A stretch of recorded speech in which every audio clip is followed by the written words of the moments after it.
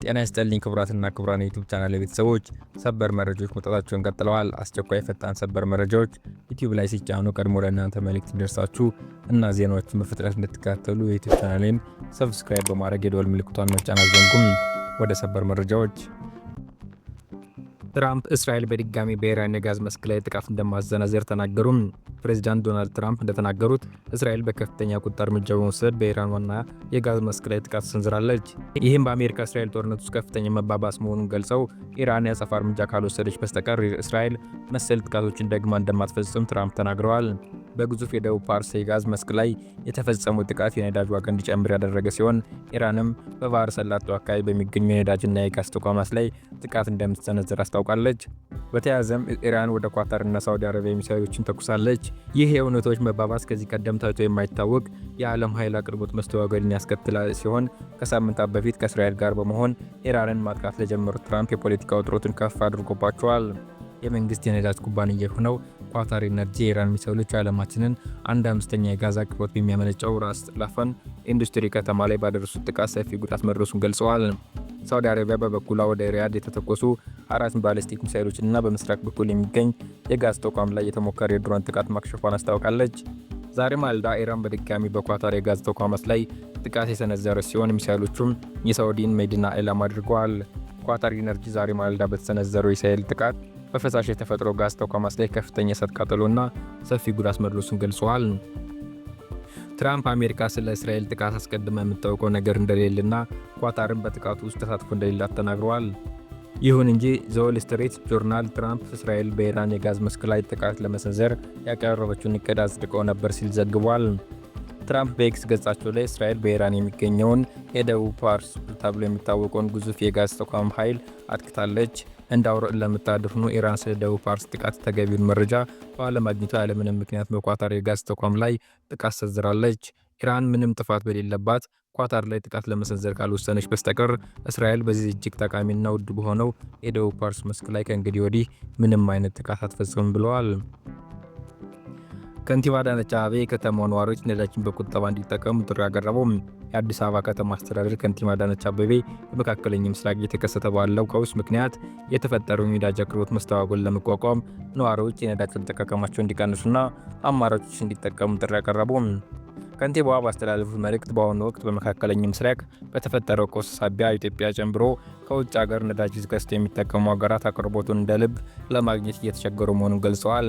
ይህም ዓለም አቀፋዊ ችግር ተፈቶ አቅርቦቱ ወደ መደበኛ ሁኔታ እስኪመለስ ድረስም ህብረተሰቡ የሚከተሉትን የትብብር እርምጃዎች እንዲወስድ አሳስበዋል።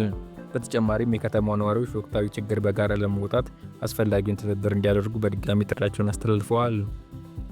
የኢራን በሆርሙዝ የባህር ወሽመጥ በኩል የሚተላለፉ መርከቦች አገልግሎት ክፍያና ታክስ ለኢራን እንዲከፍሉ የሚያስገድድ ህግ በአገሪቱ ፓርላማ አባላት መነጋገሪያ መሆኑ ተገለጸ። በኢራን ፓርላማ መጅሊስ ውስጥ የዋና ከተማዋ ቴህራን ተወካይ የሆኑት ሶማሂ ራፊ የሆርሙዝ ወሽመጥ ደህንነቱ ተጠብቆ የመርከቦች የነዳጅና የምግብ ምርቶች መተላለፊያ እንዲሆን ከተፈለገ ኢራን አስፈላጊውን ጥቅም እንድታገኝ የሚያደርግ ህግ ላይ እየተሰራ መሆኑን አመልክተዋል። ኢሳና የተባለው የኢራን ዜና አገልግሎት ፓርላማ አባሉ ቴህራን ውስጥ በሚገኝ አደባባይ ላይ ለህዝብ ባደረጉት ንግግር ኢራን በሆርሙዝ ላይ የሚኖራትን ባለቤትነት ስልጣን አስረድተዋል። ኢራን የሆርሙዝ ወሽመጥን ደህንነት ማረጋገጥና የሀገሪቱን ጥቅም መጠበቅ ቀዳሚ አጀንዳ መሆኑን ጠቅሰው አሁን ጠላቶቻችን ያለ ችግር በምቾት ሲጠቀሙበት የነበረውን ነጥቀናቸዋል፣ ነገር ግን ይህንን እውነት ለመቀበል አልቻሉም፣ ሊወጡት የሚችሉት አይደለም በማለት በወሽመጡ መዘጋት የተፈጠረውን ሁኔታ አስመልክተዋል። ጨምሮም በተፈጣሪ ፍቃድ በኢራን ወሳኝና በእርግጠኛ ድል ጦርነት ይጠናቀቃል። ከዚህ በኋላ በሆርሙዝ ወሽመጥ በኩል ማለፍ ለጠላቶቻችን ፈተና ይሆናል ብለዋል። አሜሪካ ወታደሮቿን በኢራን ደሴትና በሆርሙዝ ወሽመጥ የማሰማራት ሀሳብ እንዳላት ተነገረ። በመካከለኛው ምስራቅ የሚካሄደው ጦርነት ወደ አዲስ ምዕራፍ ሊሻገር ይችላል የሚል ስጋት የገባው ፕሬዚዳንት ዶናልድ ትራምፕ አስተዳደር በሺዎች የሚቆጠሩ ወታደሮችን በማሰማራት ዘመቻውን ለማጠናከር እያሰበ መሆኑን ሮይተርስ ዘገበ። የዜና ወኪሉ አንድ ባለስልጣናትና 3 ምንጮች ጠቅሶ ያመጣው ዘገባ እንደሚያሳየው አሜሪካ በኢራን ላይ እያካሄደች ያለው ጦርነት 3ኛ ሳምንት እየተገባደደ ባለበት በአሁኑ ጊዜ አዲስ የሚሰማሩት ወታደሮች አሜሪካ ለምትወስደው እርምጃ ተጨማሪ አማራጮች ሊሰጥ ይችላል። የአየርና የባህር ኃይልን በመጠቀም በሆርሙዝ ወሽመጥ በኩል የሚያልፍ ነዳጅ ጫኝ መርከቦችን ደህንነት መጠበቅ ተጨማሪ ወታደሮችን ከማሰማራት ጋር የሚወሰድ እርምጃ ሊሆን ይችላል ተብሏል። ሮይተርስ ያነጋገራቸው ምንጮች እንዳሉት የሆርሙዝ ሰርጥ መተላለፊያን የመጠበቁ ጉዳይ በኢራን ባህር ዳርቻዎች ላይ ጭምር የአሜሪካ ኃይሎችን ማሰማራት ሊጨምር ይችላል። በተጨማሪም ኢራን ወደ ውጭ ከምትልከው ነዳጅ ምርት 90% የሚያልፍበት የካርግ ደሴት ላይ የእግረኛ ሰራዊትን ለማስፈር እያሰቡ መሆናቸውን ምንጮች ተናግረዋል። አንድ ባለስልጣን ግን ቦታዎቹን በኢራን የሚሳኤልና የድሮን ኢላማ ስር በቀላሉ ስለሚወድቁ ይህ የአሜሪካ ወታደሮችን በኢራን ይዞታዎች ላይ የማሰማራት እቅድ አደጋ ሊያስከትል ይችላል ሲሉ ስጋታቸውን ገልጸዋል። ኢራን ጥቃቱን መፈጸሟን የምትቀጥል ከሆነ ለኢራን ከፍተኛ የነዳጅ ገቢ የሚያስገኘውን የካርግ ደሴትን እንደሚያወድም ፕሬዚዳንት ትራምፕ አስጠንቅቀዋል። ባለፈው ሳምንት መብቂያ ላይ የአሜሪካ ወታደራዊ ኢላማዎች ላይ ጥቃት የፈጸመችበት የካርግ ደሴት ወሳኝ የነዳጅ መሰረተ ልማቶችን የያዘ በመሆኑ ከማውደም ይልቅ በቁጥጥር ስር ማዋል የተሻሉ አማራጭ እንደሆነ ወታደራዊ ባለሙያዎች ይመክራሉ። ትራምፕ በምርጫ ቅስቀሳቸው ወቅት በመካከለኛው ምስራቅ ግጭት ውስጥ እንደማይሳተፉ የገቡትን ቃል በማጠፋቸው በኢራን ላይ ለከፈቱት ጥቃት ከአሜሪካውያን ያገኙት ድጋፍ ዝቅተኛ ነው። በመሆኑም ወታደሮች ወደ ኢራን የሚያሰማሩ ከሆነ ፕሬዚዳንቱ በአገር ውስጥ ከፍተኛ ፖለቲካዊ አደጋ ይገጥማቸዋል። የኢራን ጦርነት ተቃውሞ ከስልጣናቸው የለቀቁት የአሜሪካው ባለስልጣን በኤፍቢአይ እየተመረመሩ መሆኑ ተገለጸ። የኢራን ጦርነት ተቃውሞ ከስልጣናቸው የለቀቁት የአሜሪካው ብሔራዊ ጸረ ሽብር ማዕከል የቀድሞ ዳይሬክተር ጆ ኬንት በኤፍቢአይ ምርመራ እየተካሄደባቸው እንደሆነ ተገለጸ። ምርመራው በሚስጥራዊ መረጃዎች ለተለያዩ ምንጮች አሾልከዋል በሚል የተከፈተ እንደሆነ በአሜሪካ የቢቢሲ አጋር የሆነው ሲቢኤስ ኒውስ ለጉዳዩ ቅርበት ያላቸው ምንጮች ጠቅሶ ባወጣው ዘገባ ያሳያል። በኤፍቢአይ የወንጀል ክፍል የተያዘው ይህ ምርመራ ባለስልጣኑ ከኃላፊነት ከመልቀቃቸው አስቀድሞ የተጀመረና ለተወሰነ ጊዜ ሲካሄድ የቆየ መሆኑን ምንጮች ተናግረዋል ተብሏል። የቀድሞ የጸረ ሽብር ኃላፊ ባለፈው ሳምንት መጨረሻ ከኃላፊነታቸው የለቀቁት ኢራን ምንም ድረስ አደጋ አልደቀነችንም፣ እንዲሁም ጦርነቱ የተጀመረው በእስራኤልና ጉልበት ባላቸው የአሜሪካ ውትወታ ተቋማት ግፊት ነው በሚል ነበር። ረቡዕ ዕለት ከወግ አጥባቂ የፖለቲካ አስተያየት ሰጪ ታከር ካርልሰን ጋር በነበራቸው ቃለ መጠይቅ ደግሞ የኢራኑ ጠቅላይ መሪ አያቶላ አሊ ኻሜኒ መገደላቸውን ተቃውመዋል። ኻሜኒን መግደል አሜሪካ ልትወስድ ከምትችላቸው እርምጃዎች መካከል የመጨረሻ መሆን እንደነበረበት ተናግረዋል። የኒውክሌር ፕሮግራሞችን እያለዘምን ነበር፣ የኒውክሌር መሳሪያ እንዳያገኙ እየተከላከልናቸው ነበር ብለዋል። የአሜሪካ ከፍተኛ የስለላ ኃላፊ የኢራን መንግስት ባለበት ቢሆንም በከፍተኛ ሁኔታ ተዳክሟል አሉ። የአሜሪካ ብሔራዊ ስለላ መስሪያ ቤት ዳይሬክተር ቱሊስ ጋባርድ የኢራን መንግስት መዋቅር እንዳለ ቢሆንም በአመራሩና በወታደራዊ አቅሙ ላይ በተፈጸመበት ጥቃት ምክንያት በከፍተኛ መጠን ተዳክሟል ሲሉ ተናገሩም። ዳይሬክተሩና ሌሎች የፕሬዝዳንት ዶናልድ ትራምፕ አስተዳደር ከፍተኛ ባለስልጣናት በኮንግረስ ቀርበው ከ2 ሰዓት በላይ የቆየ ማብራሪያ ሰጥተዋል። የኢራን ጦርነት ከተጀመረ ወዲህ ለመጀመሪያ ጊዜ የተደረገው ይህ ይፋዊ ማብራሪያ መርሃ ግብር የተካሄደው የጸረ ሽብር ከፍተኛ ባለስልጣን ኢራን አሜሪካ ላይ ድረስ ስጋት አልደቀነችም በሚል ጦርነቱን ተቃውሞ ከኃላፊነታቸው በለቀቁ ማግስት ነው። የሀገሪቱ ስለላ ኦፕሬሽኖች የሚያስተባበሩት ዳይሬክተሩ ጋባርድ ኢራን አሜሪካ ላይ ድረስ ስጋት ደቅናለች ብሎ ያምኑ እንደሆነ ለቀረበላቸው ጥያቄ ግልጽ ምላሽ ሳይሰጡ ቀርተዋል። ጉዳዩ ድረስ ስጋት የሚደቅን እንደሆነ እና እንዳልሆነ የሚወስኑት ብቸኛው ሰው ፕሬዚዳንቱ ናቸው ብለዋል። ዳይሬክተሯ ጦርነቱን ቴህራን ላይ ስለደረሰው ጉዳት ሲናገሩም የስለላ ማህበረሰቡ ባለበት ያለ የሚመስለውን የኢራን አገዛዝ ሁኔታ ገምግሟል። አመራሩና ወታደራዊ አቅሞቹ ላይ በተፈጸሙ ጥቃቶች ምክንያት በከፍተኛ መጠን ተዳክሟል ሲሉ ተናግረዋል።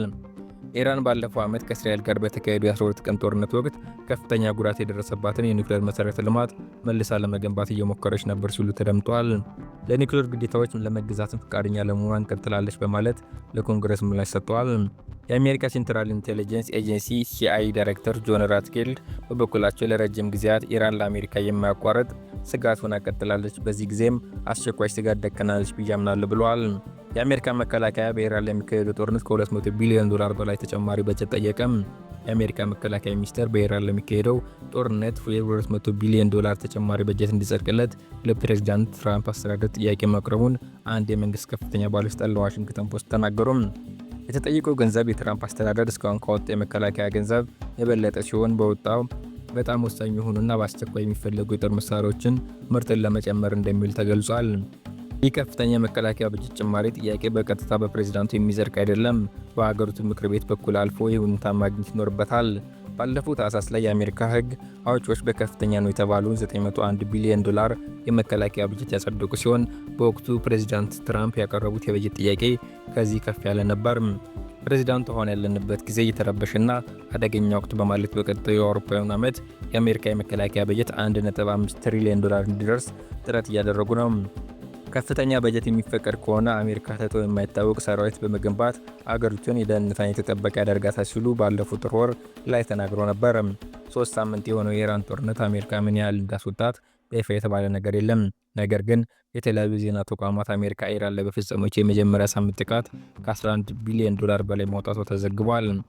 በአሜሪካ የመከላከያ ሚኒስቴር ማይክ ሩቢዮን የጦር ሚኒስትር ፔት ሄግሴት የመኖሪያ ላይ ድሮን ማንዣውን ተከትሎ በአሜሪካ ድንጋጤን የፈጠረ ሲሆን ሁለቱ የአሜሪካ ባለስልጣናት ደህንነቱ ወደ ተጠበቀ ቦታ መወሰዳቸውን የአሜሪካ አስታውቃለች። አሜሪካ ኢራን በግዛቴ ውስጥ በተለይም በካሊፎርኒያ በኩል የድሮን ጥቃት ልትፈጽምብኝ ትችላለች የሚል ማሳሰቢያ ማውጣቱ ይታወቃል። ይህን ተከትሎም የአሜሪካ መሪዎች ጥበቃ የበለጠ እንደሚጠናከር ይጠበቃል። መረጃው የዋሽንግተን ፖስት ነው። የኢራኑ አዲሱ ጠቅላይ መሪ አያቶላ ሙጅተባ ኻሜኒ አሜሪካና እስራኤልን ሳናንበረከክ የተኩስ አቁም አናደርግም ማለታቸው ተሰማ። ሙጅተባ ኻሜኒ ምንም አይነት የተኩስ አቁም አናደርግም ያሉት የመጀመሪያቸው በሆነው ፖሊሲ ነክ ምክክር በመሩበት አጋጣሚ እንደሆነ በስም ያልተጠቀሱ የኢራን ሹም መናገራቸውን ሮይተርስ ጽፏል። በአሜሪካና በእስራኤል ላይ የኢራን አጸፋ ከባድ እንዳይከፋ ይሆናል ሲሉ ሙጅተባ ዝተዋል ተብሏል። አዲሱ የኢራን ጠቅላይ መሪ አሜሪካና እስራኤል ገና የንብርክክ እናስኬዳቸዋል ማለታቸውን ለጉዳዩ ቅርበት ያላቸው ሹም ተናግረዋል። የሙጅተባ ኻሜኒ ጠንከር ያለ አስተያየት የተሰነዘረው በውጥረት ማርገቢያ ጉዳይ ለቀረበላቸው ሀሳብ እንደሆነ ተጠቅሷል። በኢራን የጠቅላይ መሪነቱ ሹመት አድራጊ ፈጣሪነት ስልጣን እንደሆነ ሚድል ኢስት ሞኒተር አስታውሷል። አብራችሁ ስለቆያችሁ አመሰግናለሁ። ዜናዎችን እዚህ ላይ ፈጸምኩ።